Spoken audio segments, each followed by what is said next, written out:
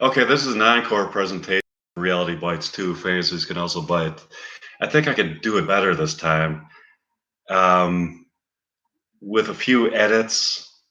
If I was really going to write this script, some of the stuff, was just for kind of silly fun. Some of the stuff would be kept and some of it would be edited. But I'm going to read it this time as though I think it has a chance of being produced someday. Okay. And I'll edit out the stuff that's like, you can't put that in there. Okay. Good evening, America. This is Mike from Chicago with an announcement for this Tuesday evening. I have corresponded with the sentient dwellers of the dreamscapes of Kando from Planet John the Q concerning a Reality Bites 2 script. They want me to write that I shall call Reality Bites 2. Fantasies Can Also Bite. These sentient dwellers who roam the dreamscapes of Kando are also known as the Kando critters, and are the super intelligent life form who served as the creative inspiration for Reality Bites.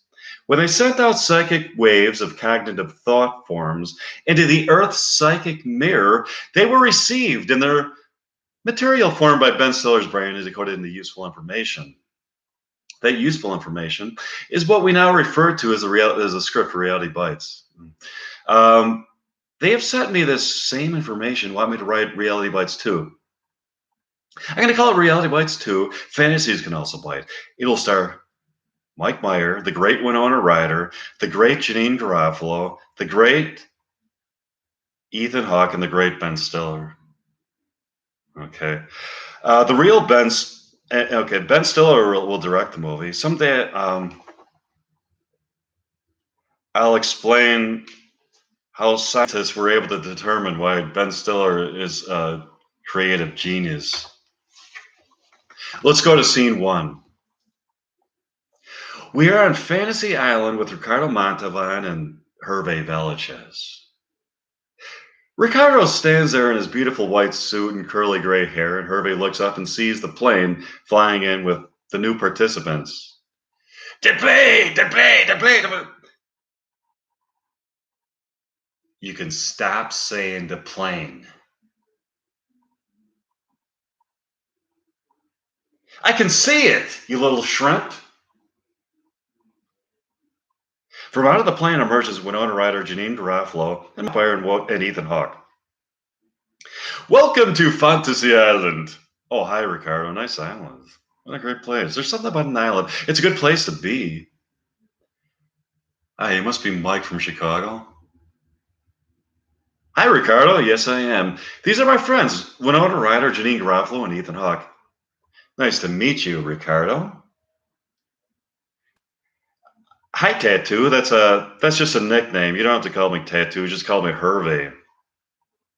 Sure, if that's what you want. Hi, I'm Ethan. I'm a pretty fucking good actor. Hi, Ethan. Hi, I'm Janine. I'm a funny gal. Oh, hi, Janine. And welcome all you to Fantasy Island. You'll all be staying in a straw hut where you'll be forced to wear nothing but leather.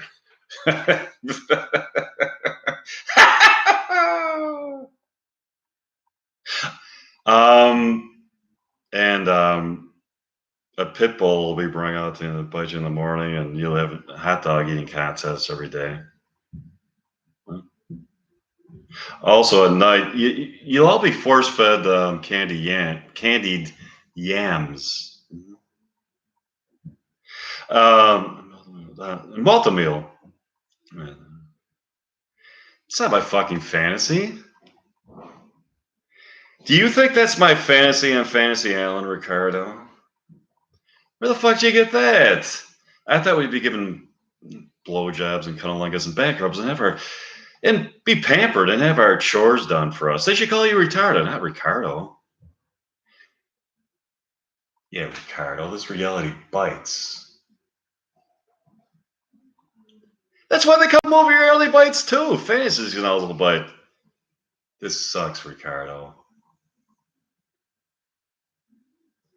Get me the fuck out of here. I want to go home. Yeah, Ricardo, I agree. This fucking sucks. Get us the fuck out of here. I'm sorry, people. You're fucking staying. If you leave, I'll get Ben Stiller to attack you. I'm glad you're here. Welcome to Fantasy Island. Scene 2. Mike, Janine, Winona, Ethan, and Ben Stiller are being shown to the habitats they will be staying in at Fantasy Island. Here's your straw hut, Mike and Winona.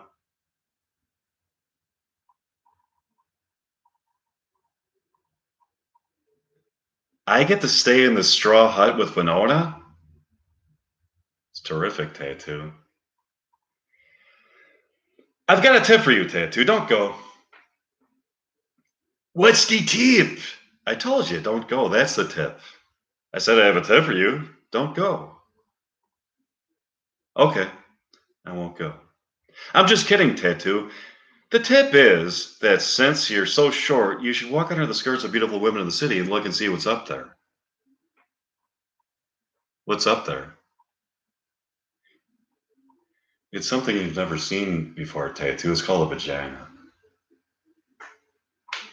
Wow, is that what's under those skirts? Yeah, Tattoo, unless they're hermaphrodites, in which case they will. Wow, Micah. You learn something new from you every day. Stay with me, Tattoo, and you'll learn a lot. Okay, this next straw hut is reserved for Ben Stiller and his pet monkey. By the way, it's a monkey from Idaho who looks exactly like the monkey from Wyoming, who was genetically engineered by Stanford scientists to look like what a monkey would look like if that monkey wanted to evolve into a super intelligent monkey.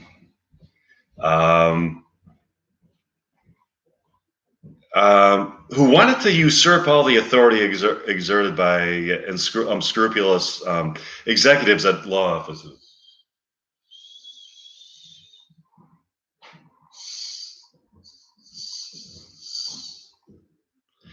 So it's a coincidence that the aforementioned monkey from Idaho just so happens to look exactly like a monkey from Wyoming, who was genetically engineered to be a super intelligent monkey?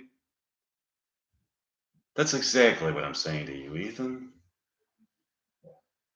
Okay, so where does Janine stay, Tattoo? Beautiful Janine can stay with me, Mike. I didn't agree to that, Tattoo. I would stay with Janine. He just wants to kiss you. Okay, then he could stay with me. Okay, so this is great. I'm happy to be here on Fantasy Island. I get to stay in a straw hut with Winona Ryder. Yeah, it's great.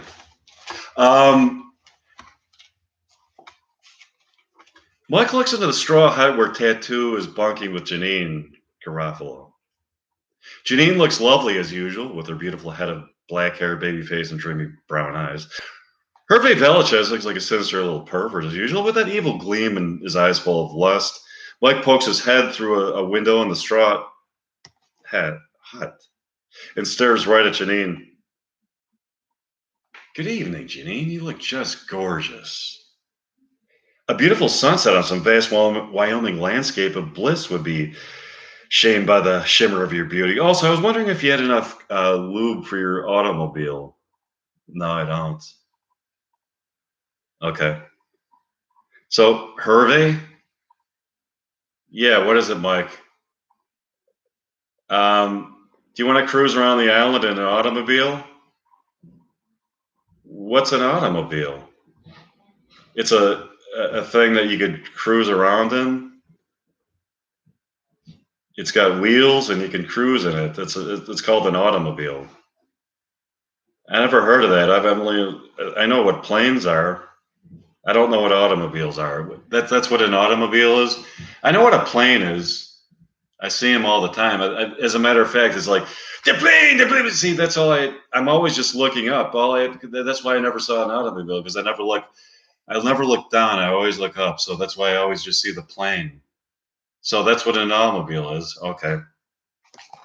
Yeah, Herbie. Okay.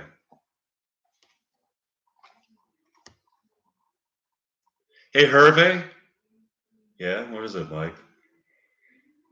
You know what you know those those dirty magazines you keep in your bedroom. Yes, you could do the same thing with a woman. You won't even need the magazine then. The magazine is just for inspiration. You got the magazine, then it's like that gives you ideas from the magazine that you can use in real life. But really, the magazine is just like it's kind of for losers. You should try to get a real woman tattoo because a real woman is yeah, you get a real woman. You haven't seen everything I've done with women. Done a lot of weird stuff. No, you haven't, tattoo. You've only done normal stuff with both yourself and women. Okay. What? Okay. Um, are you going to the performance of Shakespeare tonight, Janine? When is it? It's tonight, Janine.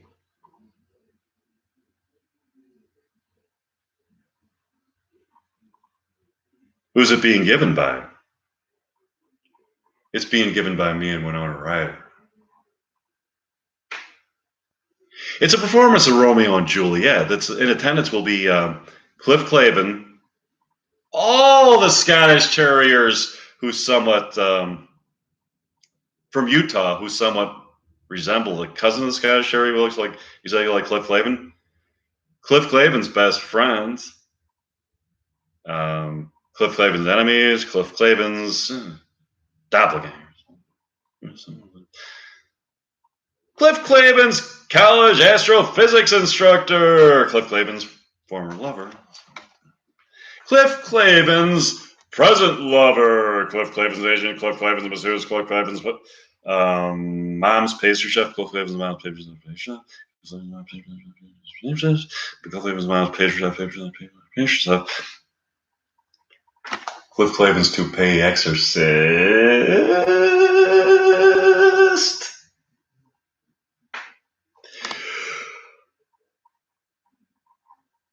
Linda Blair from the movie The Exorcist.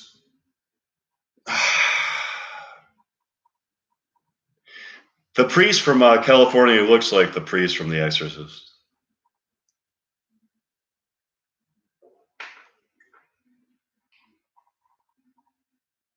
Um, Linda Blair herself and Cliff Clavin himself.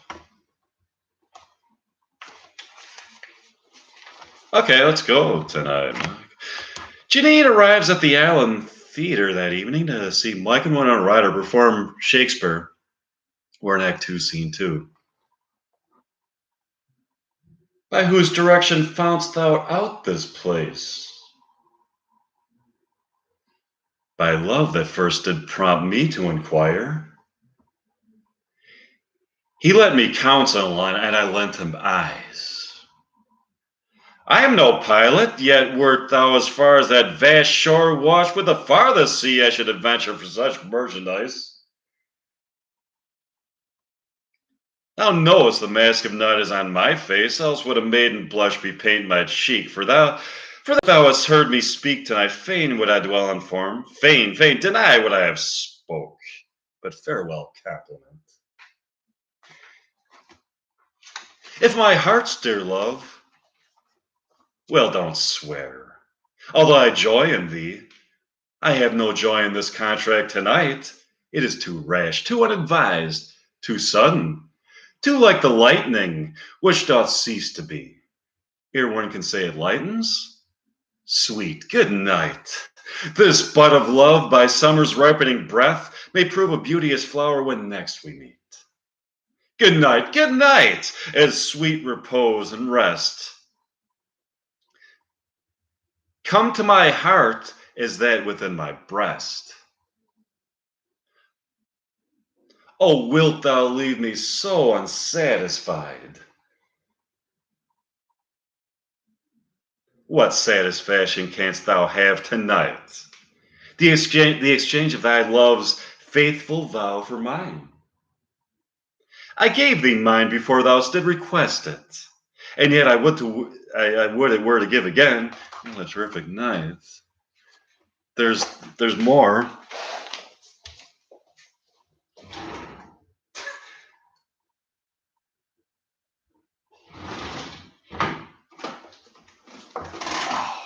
Let's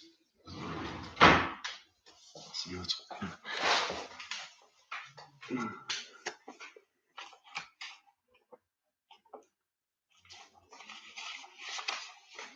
Okay,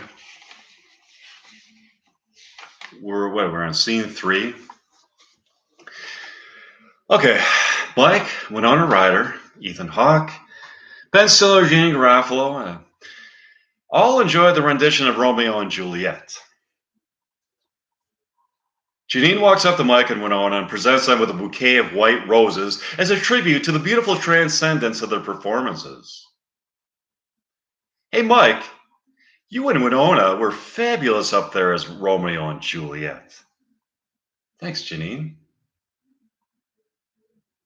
To me, Romeo and Juliet is the perfect vehicle for the talents of me and Winona.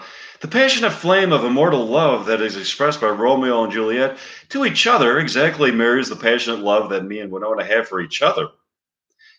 Yes, Janine, he's right. Romeo and Juliet is a play that me and Mike can perform very naturally because the love felt between Romeo and Juliet is a kind of destined love that we feel for each other.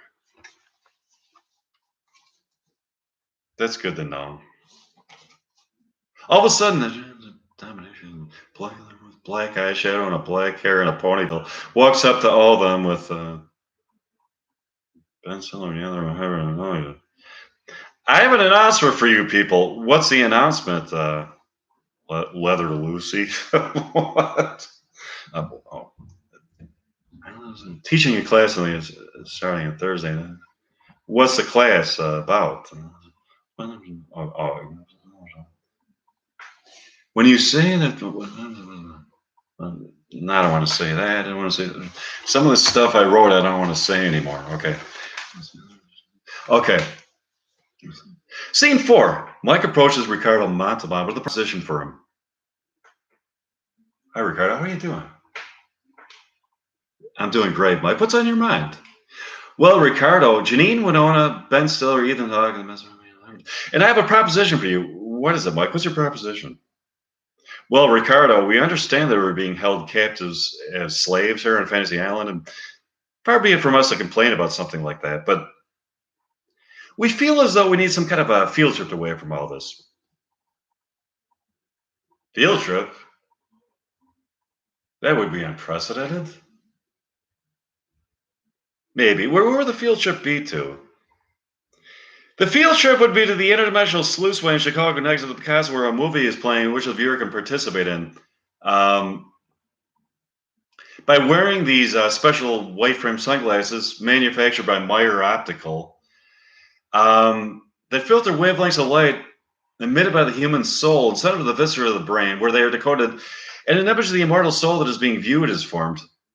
These sunglasses can also filter wavelengths of light emitted from a movie screen. These wavelengths of light are the wavelengths of light that are the soul essence of the archetype that is formed with the souls of the actors who portray the characters in a movie give a performance that is so precisely delivered that in that moment there is no separation between that person and the character they're performing. When such wavelengths of light are intermingled with the soul essence of the viewer in his or her brain, communications can be established, and the viewer can enter the abstract realm wherein the movie exists and participate as he or she is guided into the abstract realm by the soul essence of the actors. That's terrific, Mike. What movie will we be seeing? We'll be seeing Reality Bites. Okay, Mike. Let's go. Mike Tattoo, Ricardo Montalban, Winona Ryder, Jeannie Garofalo, Ethan Hawke, Betzler. Proceed to the Picasso in Chicago and put on their white frame sunglasses, thus allowing them to enter the hidden dimension. They were escorted to the seats by a nude woman. She's oily too. We're at the scene where Ethan Hawke meets Ben Stiller in his apartment as he's arrived to meet Winona Ryder for their date. Oh, hi, you must be Troy. She's getting ready. Boy, Troy, you're a little aloof. Excuse me if I don't know the secret handshake with you. There's no secret handshake, Michael. It's an IQ pure prerequisite, but there's no secret handshake. You're really something else, Troy. Okay, people, this is the point at which I'd like to step into the movie so I can defend Ben Stiller. Excuse me, Ethan? What is it, Mike? What are you doing here in the abstract realm, which is the visceral experience of watching the movie Reality Bites Fences Archetypal Existence? We enter the movie through the showing of it in the interdimensional sluiceway next to the castle in Chicago. Oh, I see. So what do you want? I came here to both defend Ben Stiller and the character Michael Grace that he plays in Reality Bites. I have the results of his IQ test right in front of me.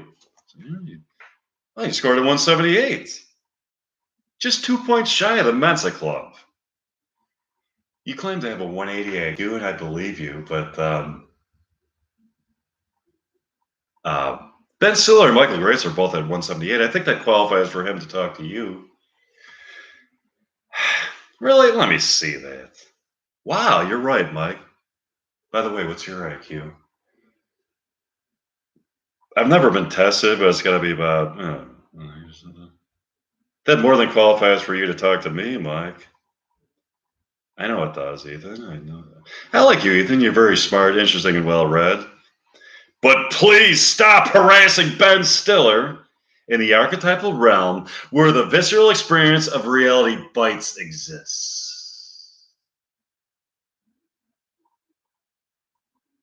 What else did you not like that I said to Ben? I didn't like it when you said that Ben is the reason that Cliff Notes were invented. At least Ben washes his hair. I think you're the reason dandruff shampoo was invented. You may be well read and articulate and smart, but take a few minutes a day to wash out fucking excess fucking grease and fucking dandruff out of your fucking hair. There's so much fucking grease in your fucking hair. I actually saw it fucking dripping on the floor yesterday. That's a lot of fucking grease, Ethan.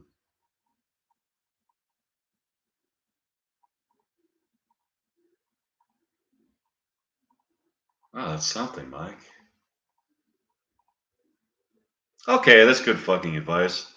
I consider following it.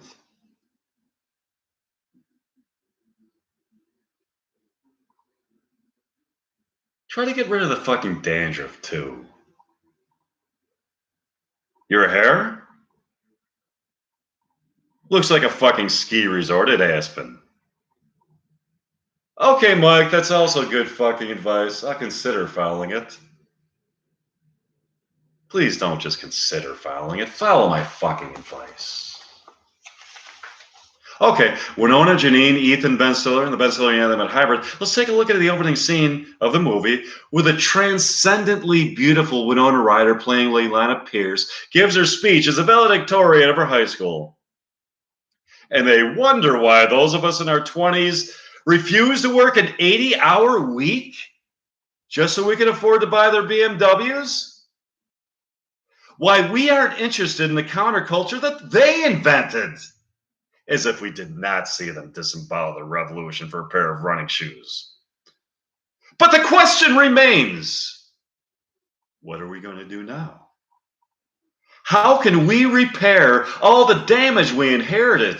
Fellow graduates, the answer is simple. The answer is, I don't know. Okay, I'm going into the movie to speak with a Winona Ryder and compliment her performance as Leilana Pierce. Hi, Winona. That was a brilliant performance. Hi, Mike. What are you doing here in the abstract realm in which the visceral experience of viewing reality bites fires this archetypal existence?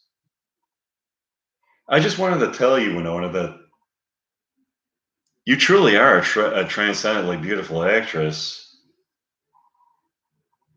And my love for you is as vast as the eternal ocean of ever-present being within the dreamscapes of the poetic musings of the very architects of love and beauty. Also, I agree with what you said in your speech. It seems to be a statement against shallow and soulless materialism and in favor of finding that true and eternal spiritual and romantic satisfaction in life, of searching for that which is eternally beautiful.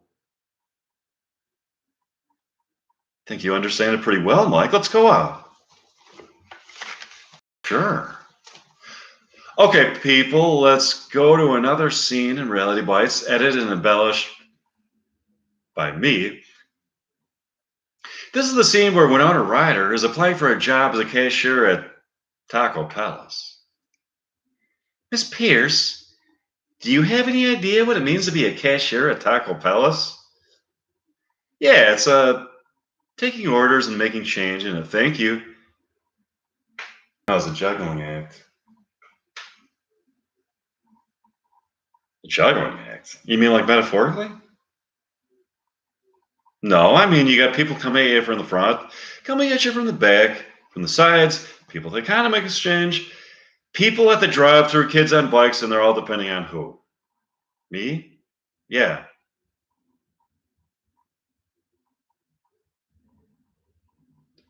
You got time to lean, you got time to clean, buddy. All right. You got to be 100% on your toes 100% of the time. There you go, ma'am, and have yourself a taco, dude. Taco, bitch. Okay, people, I'm going to jump to the movie at this point to talk to David. Say, hey, David, how are you? I think you're pretty funny. Oh, hi, Mike. What are you fuck you doing here in the abstract realm? Which the visceral experience of being reality bites finds its archetypal existence. I'm here to both defend Leilana Pierce and to give you some important psychological insight I have into tacos. Start with the tacos. Tacos are very vaginal, David. Did you ever eat a taco? Yes. Studies have shown that if you are a male and ever eaten a taco, you must be heterosexual. Is that right? It correct. It true. It's so true, David, that I have a bumper sticker on my car that reads, "It's a fact." Yeah, you're freaking mad. Okay, so